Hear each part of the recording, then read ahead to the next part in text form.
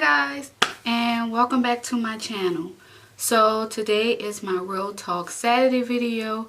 You guys already know in these videos I don't sip no tea, I don't throw no shades. I am strictly giving you my opinions on certain topics. So if you want to see what the Real Talk video is about today, stay tuned to the video.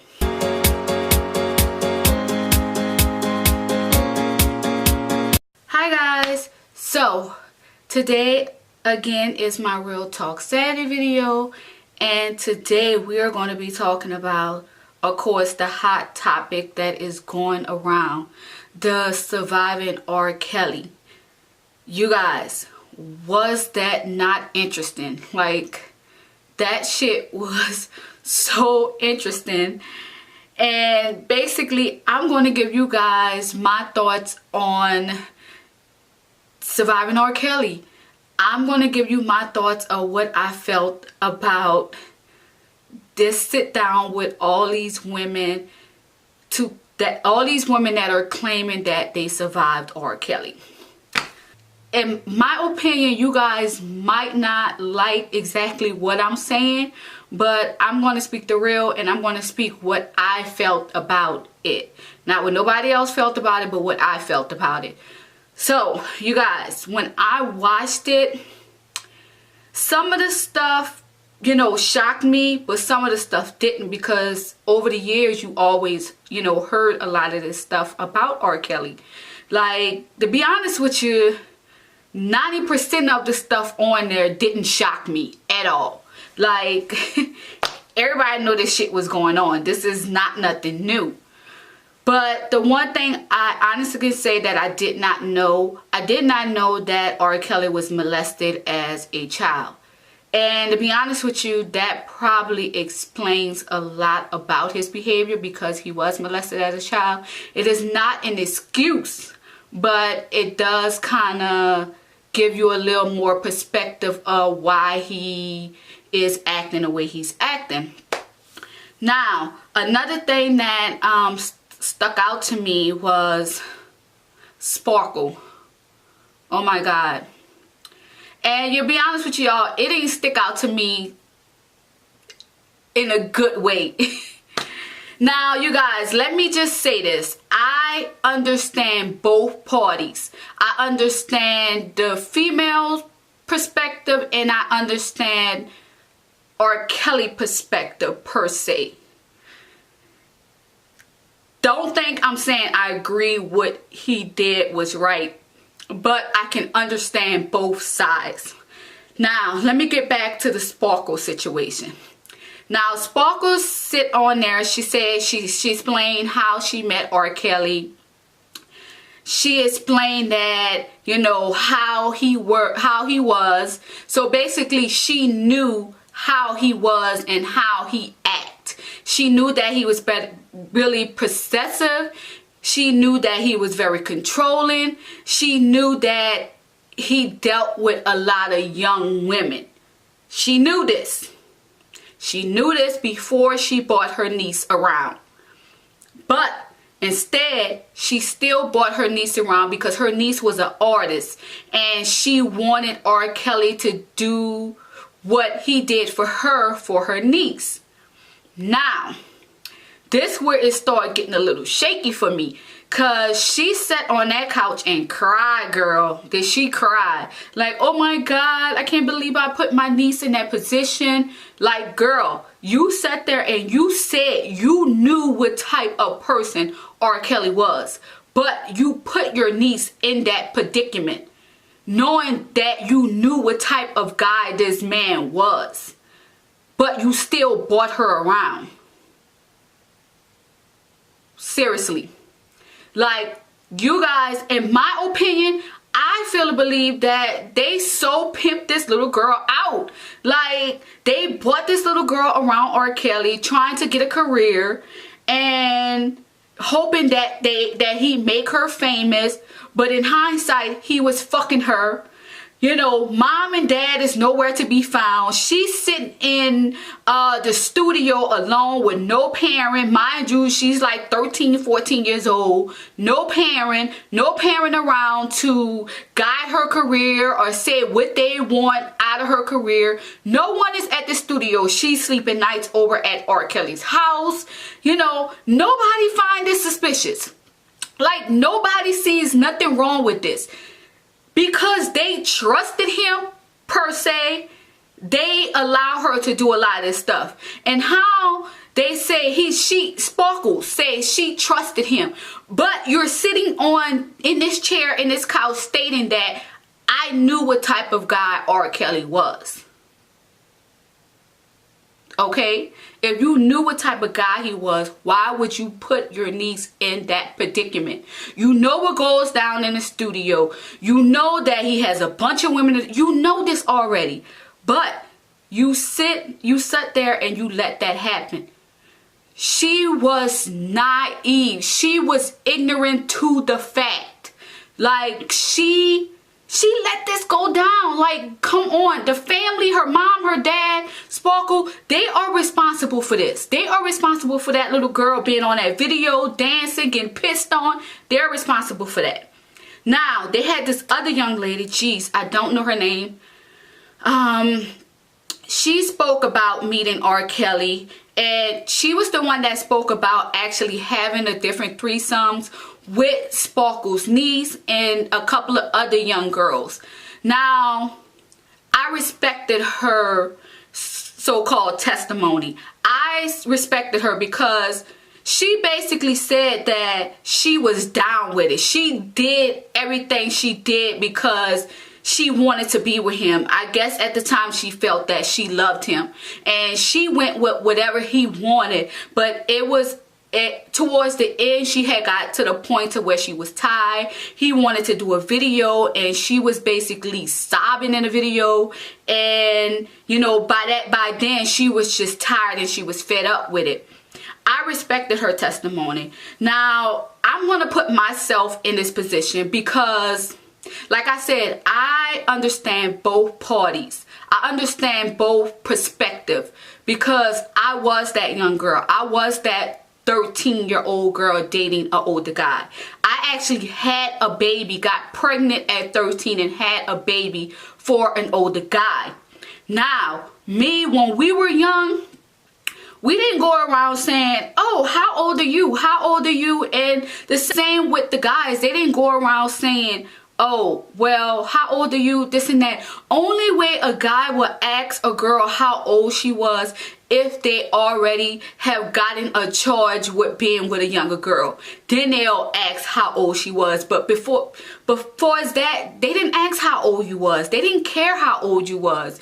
And to be honest with you, I didn't care either. Like, if an older guy pursued me and I liked him, I was all in with it. Like, it didn't bother me any. Like, they didn't make me do anything that I didn't want to do. I was 13 years old dating fucking 27, 28-year-old guys, and I didn't care. And I was in middle school. So, I mean, it wasn't, no one made me do anything that I didn't want to do. And that's my point with the women. I feel and believe R. Kelly didn't make them do anything that they couldn't say no for. Like, he would give them tickets and fly them out. You don't have to get on that plane. He didn't put a gun up to your head and say, get on the plane and come see me.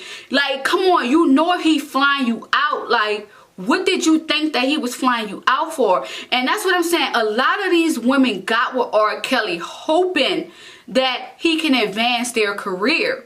Like, they both got in a situation, the female and R. Kelly, they both got in a situation to get something out of it. Even if the female was getting in that situation just to get their career, to advance their career, and R. Kelly was getting in a situation just to get, you know, some pussy out of it. Either way it go, they both was getting in that situation to get something out of it.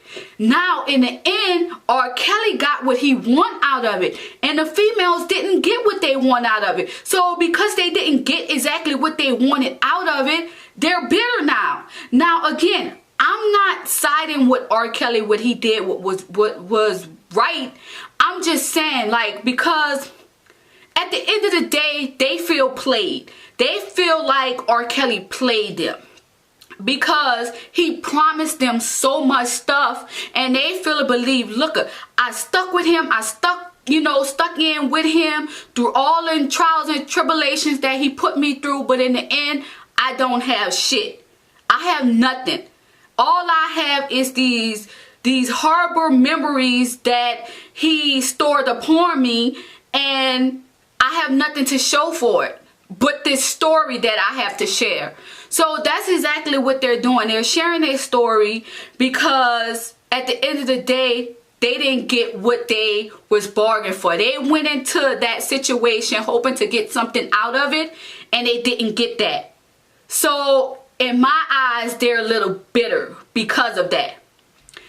Now, when it got to the point where they were saying R. Kelly was sitting in front of the high school recruiting the teenage girl, now that shit is freaky. That is some freaky shit. Like, seriously, you're sitting out in front of a high school just to get the young girls. Like, that is some freaky shit. Like, seriously. But at the end of the day, he didn't force these young ladies to come to his hotel or his recording studio. He didn't put a gun up to their head. Now, did he sell them a dream? Hell yes, he did that. He definitely sold them a dream. And they were hoping that that dream could come true. But that didn't come true. Now, everyone is making it seem as if R. Kelly is the only motherfucking man in the world that have ever done this shit. He is not the only man in the world that have ever done this shit, that have slept with 13, 14, 15 years old girls, or even 17-year-old girls. Like, he's not the first man. Because he's famous, yes, he's being they are putting him on a spot because of what he did. Now, my point is, like, they talk about R. Kelly is a role model, and no, that's the problem right now with people in the world. They sit here and put these celebrities on platforms that they don't need to be put on. Like, seriously, R. Kelly or no famous artist should be your motherfucking role model. None of them. Like, I hate when, these parents come, oh, he's in the public eye, he should be a role model. No, he is human just like you. Like, come on, one of the 12 disciples betrayed Jesus. So what do you think? You think R. Kelly won't do the same? Like, he's human. He's gonna make mistakes. And the same with me, you, or anybody else. We're human. We make mistakes. But either way it go, like, I sympathize with these women, and you guys, I don't want y'all to think that I don't sympathize with these women. I definitely sympathize with them, especially on the point where he got to the point to where he was abusive, he was controlling, he was beating these women because he didn't want them to talk to other people or look at other people. That's when it becomes an issue where it's just not right. Like, I don't care what no one said. No one should put their hands on you. No one should tell you what you can and cannot do. Now, when it came to that point, then that's when I was like, nah, that's just a wrap. That's just, like, it's just not right. That's what I'm saying. I don't want to be, I don't want to sit on here and be as if I agree with what he did. But again, I can sympathize because, again, I was that 13-year-old girl. I was that, 14-year-old girl. By the age of 16, I had two kids by an older guy. Now, again, these guys didn't make me do anything that I didn't want to do. And to be honest with you, where I'm from, and I'm from New Orleans, Louisiana, where I'm from, those girls in New Orleans was out there. Like, they were out there. They were having sex with this one, that one. And they have these teenage girls that are like that. They have teenage girls that's like completely off the porch. They down for whatever. And these girls may have been those girls. They could have been those girls that was out there like that. Like, you know, they was chasing the fame. They were chasing the money. And that was the same way with me. I dated an older guy because he had the car, he had the money. You know, he had a lot of things that a 16 or 15-year-old that was in my grade didn't have.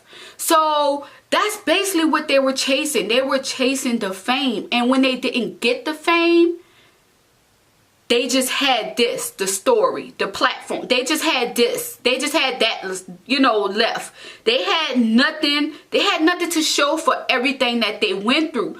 And don't get me wrong. Like, every man that promised you something, or every man that said they was going to give you the world and they didn't give that to you, like, what you gonna go on a TV show crying, oh, he didn't give me what he promised me? No, you move on, pick up the pieces of your life and try to move on. Like, trust me, child, for every promise that a nigga done told me, I will fucking be broken.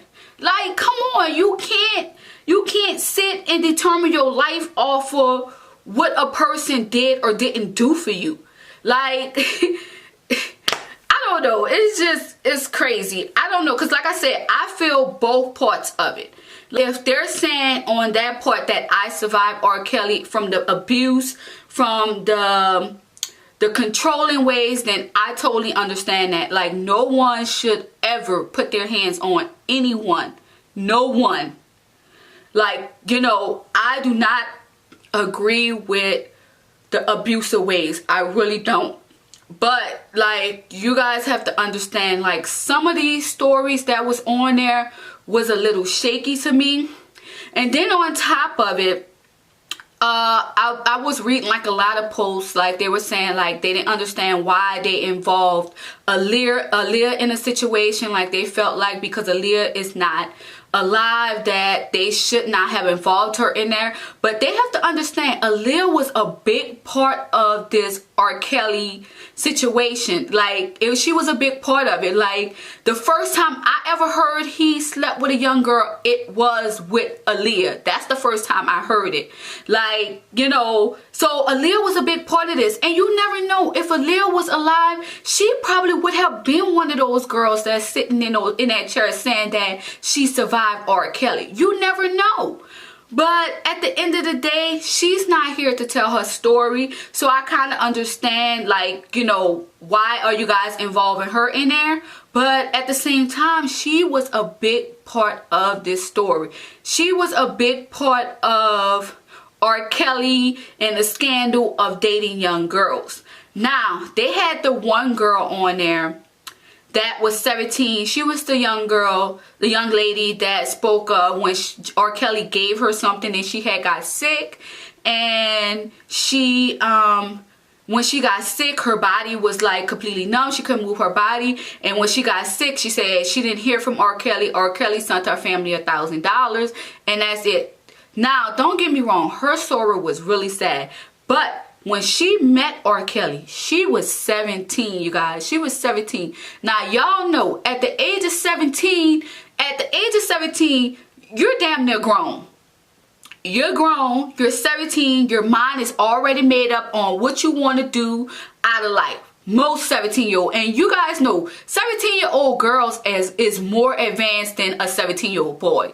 Now, she was 17. At 17, her mind was already made up of what she's going to do or is not going to do. Her parents could not tell her ifs, ands, and buts about it, because at the end of the day, she would have done what she wanted to do. Like, I feel to believe she was old enough to make a decision. If she didn't want to be in that situation, she knew how to get out of it. She knew not to go upstairs and have sex with him. But she went upstairs. And when she went upstairs, she knew exactly what was going to go down. She knew better than to go to a studio and she knew better. But I definitely sympathize with her story. But again, a lot of these women's story was a little shaky to me. Now, what R. Kelly did was wrong, of course, because let me say this, like right now I have a 12-year-old daughter. Now would I be pissed if a 20-some or 30-some-year-old man tried to come for my daughter? Hell yes. Because to be honest with you, my daughter is not cut from that cloth that I was cut from. She not cut from that cloth.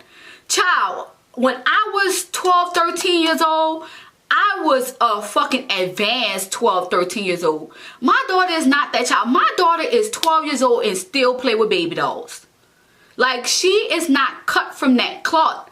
But at that time, I was out there. That's how it was. Like, I was dating older guys. I was in that world. Like, she's not cut from that. So I don't see my daughter out there doing that type of stuff. And back then in the 90s, like, that shit was not a big deal. Like, these older dudes, they were coming to our school, picking us up in cars. That shit was cool. That shit was cool to have these older dudes that have cars to come pick you up. And you know, they got money. They could take you out. They could take you to McDonald's. You could get something to eat. Like, that shit was cool. That shit was cool. So imagine if you got R. Kelly outside in a tight ass car picking you up from school. Man, that shit was cool back then.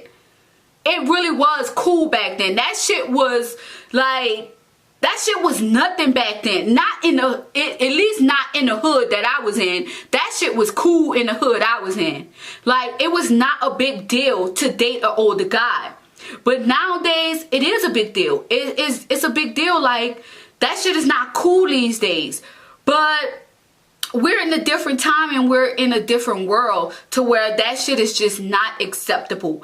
Now, R. Kelly, at the end of the day, he will have his judgment day. Like, at the end of the day, me, you, nobody can judge this man. Because at the end of the day, only God can judge you. And he will have his judgment day. Any day, anything that God felt that he did wrong, then he has to deal with that man. Like, he don't have to deal with us. And at the end of the day, people need to stop putting these artists on pedestals, because they should be nobody role model. Because at the end of the day, they bleed just like we do.